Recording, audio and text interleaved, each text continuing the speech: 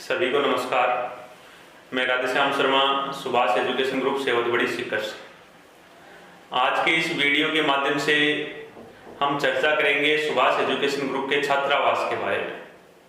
जैसा कि आपको विदित है, हाल ही में विज्ञान वर्ग और वाणिज्य वर्ग का परिणाम घोषित हुआ है और उसमें विज्ञान वर्ग का टॉपर, जो कि हमारे इस बैच में शामिल है, रमेश बांगड़वा पुत्र श्री गिरधारी लाल जी बांगड़वा काचवा, उसने विज्ञान वर्ग को टॉप किया है। लेकिन उसकी एक विशेष बात यह है कि वो छात्रावास का नियमित विद्यार्थी रहा है।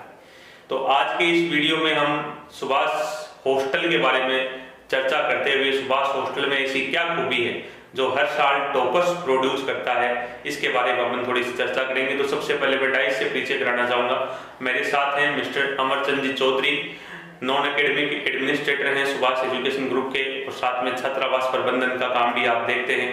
तो अमरचंद चौधरी, आपका बहुत बहुत स्वागत है इस वीडियो में। मेरे साथ में हैं रमेश बांगड़वा, जाना पहचाना चेहरा, 12वीं विज्ञान वर्ग का टॉपर सुभाष एजुकेशन ग्रुप का। तो सबसे पहले अमरचंद जी, मैं आपसे ये जानना चाहूंगा कि आप ऐसा इन बच्चों को क्या खिलाते हैं, इनका क्या आप इनको टॉनिक देते हैं कि हर साल आप टॉपर्स प्रोड्यूस करते हैं, आपका क्या टाइम टेबल रहता है, कैसी आपकी इन बच्चों की दिनचर्या रहती है, आप दर्शकों को बताएं। नमस्कार। सबसे पहले तो मैं ये बताना चाहूँगा कि हमारे छात्रावास का जो टाइम टेबल है वो बहुत ही विधि विधान से सुबह 4:30 बजे से शुरू होकर रात को 11 बजे तक चलता है जी।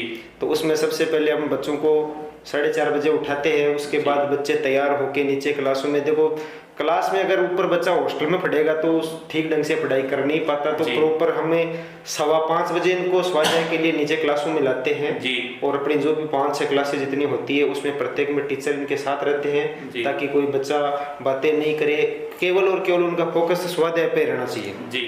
तो उनके बच्चा अपने क्लासों में नीचे पढ़ेगा। उसके बाद में अपने नाश्ता का बंदोबस्त करते हैं, उनको नाश्ता करवा के अपने स्कूल से सिस्टम से जोड़ देते हैं जी। ये हमारा सुबह का दिनचर्या रहती है जी।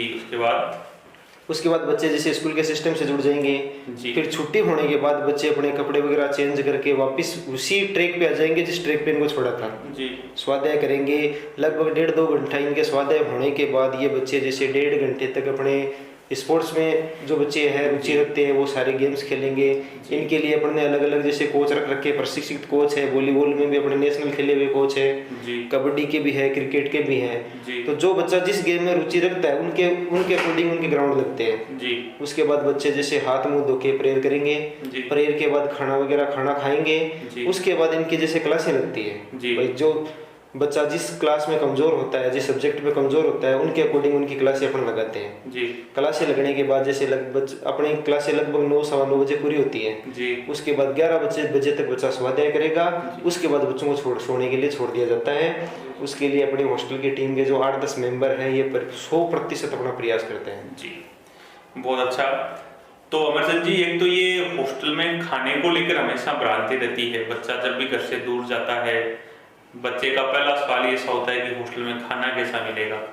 खाना ही उसके लिए मेन इशू रहता है। तो पेरेंट्स भी ये चाहते हैं कि बच्चे को प्रॉपर घर जैसा खाना मिले। तो खाने में आपका क्या मेनू रहता है, किस प्रकार से आप मेनू बनाते हैं और कैसे आप मेस का संचालन करते हैं? खाने का तो मतलब अपने तो बच्चे ही डिसाइड करते हैं कि क्या मेनू रहना है जी जी जी। जैसे नाश्ते में बच्चों का कुछ खाने की इच्छा होती है तो वो आके बता देते हैं, सर आज कुछ ऐसा बनाओ कि हमें भी थोड़ा अलग खाने को मिले। तो जिस प्रकार से बच्चे बताते हैं उसी का अकॉर्डिंग अपने बना देते हैं जी। बाकी मोटा मोटी मैं आपको बता दूं, खाने में अपने जो नाश्ते का प्रबंध करते हैं सुबह, तो उसमें हर 7 दिन में अलग अलग नाश्ता बनता है। एक नाश्ता कभी भी सप्ताह में रिपीट नहीं होता है। दोपहर में दाल बनती है, दाल के साथ हमेशा दूसरी सब्जी बनती है, दही चावल रोटी। जैसे बच्चे बताते हैं उनके अकॉर्डिंग अपना खाना बनता है जी जी। और खाना अपना जैसे हर प्रत्येक दिन अपना जो भी खाना है वो लकड़ी पे खाना बनता है, अपने गैस का इनका यूज ही नहीं करते हैं जी जी जी। जैसा कि आपको अमरचंद जी सर ने बताया कि हॉस्टल का जो टाइम टेबल है वो एक बहुत ही सुव्यवस्थित टाइम टेबल था। सुबह उठने से लेकर शाम को रात को 11 बजे तक सोने तक एक बहुत ही अच्छा और सुदृढ़ टाइम टेबल था।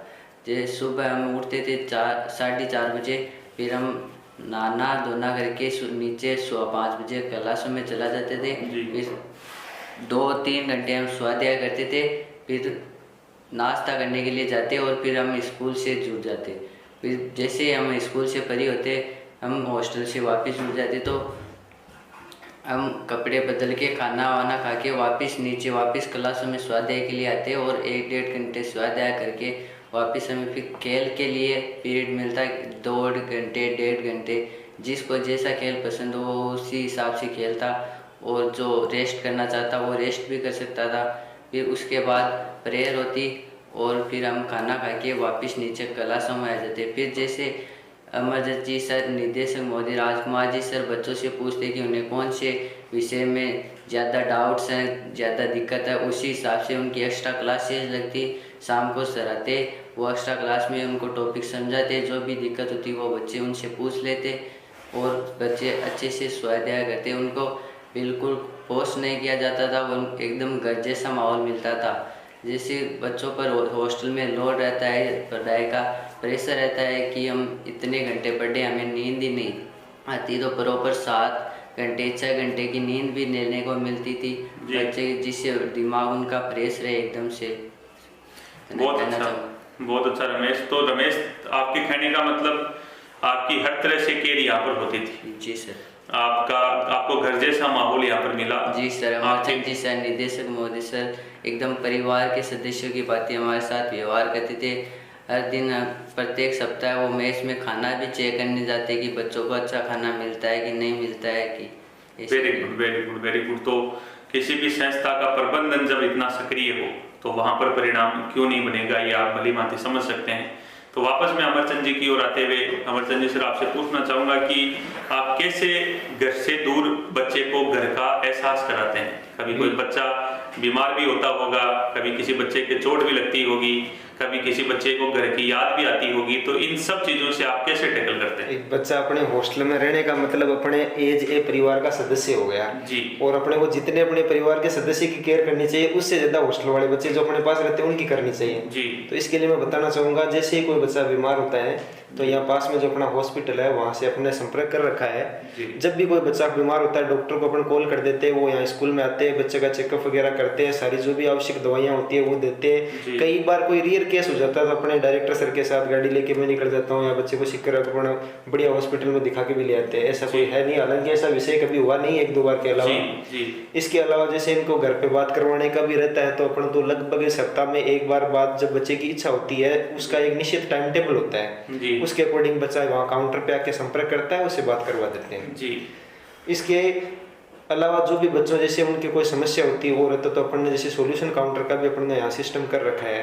अपन टीचर्स को बुला लेते हैं, टीचर्स वहाँ आ जाते हैं, बच्चों की जो भी समस्या होती है उनको दूर करवाते हैं जी। और लगभग 6-7 साल से आप भी देख रहे हैं, हम भी देख रहे हैं, लगभग अपना टॉपर हॉस्टल का ही निकलता है जी। ये सारी व्यवस्थाएं जब बच्चे को अपने देंगे तभी देखो बच्चा आगे इम्प्रूवमेंट कर पाएगा जी। तो अभिभावकों से मैं यही कहना चाहूँगा कि रिजल्ट के आगाज के साथ ही नए प्रवेशोत्सव का भी आगाज हो चुका है। आने वाले सत्र के लिए सब संस्थाओं ने कमर कस ली है और आपका अपना सुभाष एजुकेशन ग्रुप भी पीछे नहीं।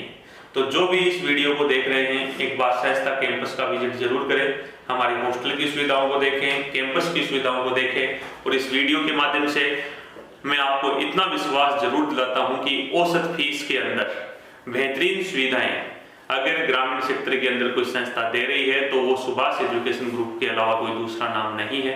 तो आप हमसे जुड़े, एक बार संस्था को विजिट करें, डिफरेंस फील करें और बच्चे को अगर छात्रावास में रखना है तो छात्रावास में रखें, डे स्कॉलर के रूप में जोड़ना है तो डे स्कॉलर के रूप में जोड़े।